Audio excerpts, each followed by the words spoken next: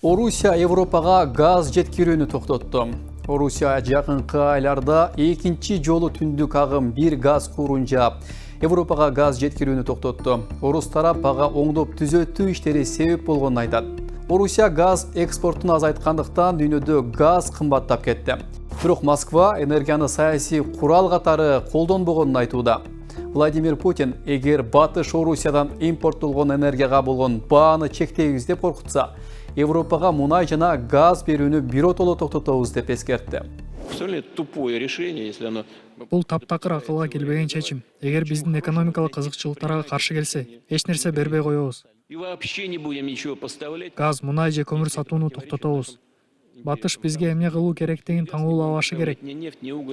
Түндүк агым 1 деген эмне жана ал канча газ жеткирет? Түндүк агым 1200 чакырымга созулуп, Орусиядан Германияга газ жеткирген негизги газ кууру болуп эсептелет. Ал 2011 жылы ачылып, Орусиядан Германияга күнүнө максимум 170 метр куб газ жөнөтө алат. Германия мындан сырткары буга чейин түндүк агым 2 газ түтүгүн курууга макулдук берген. Бирок Орусия Украинага кол салгандан кийин ал токтотулган болчу. Орусия кантип газ берүүнү токтотуп койду.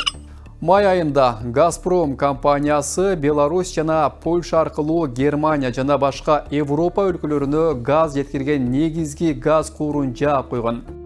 Июнда түндүк агым 1 аркылуу газ берүүнү күнүнө 170 метр кубтан 40 метр кубка түшүрүп, 75%га азайткан.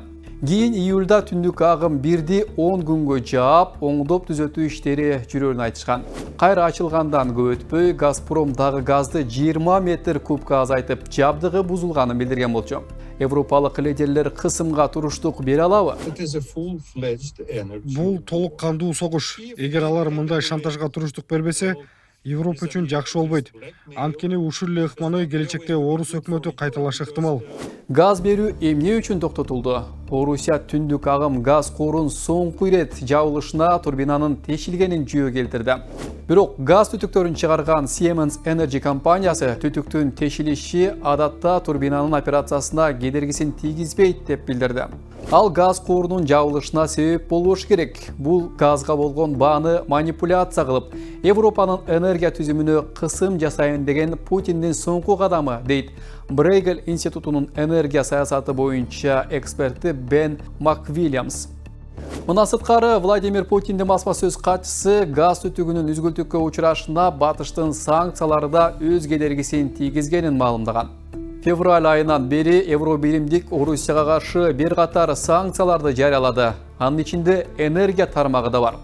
Европа канчалык кыйналып жатат? Европа өзгөчө Германия мурунтан бери Орус газына көз карандуу болуп келген. Июль айында Орусия газ берүүнү чектей турганын маалымдаганда, Европада бир күндүн ичинде эле газдын баасы 10%га кымбаттаган.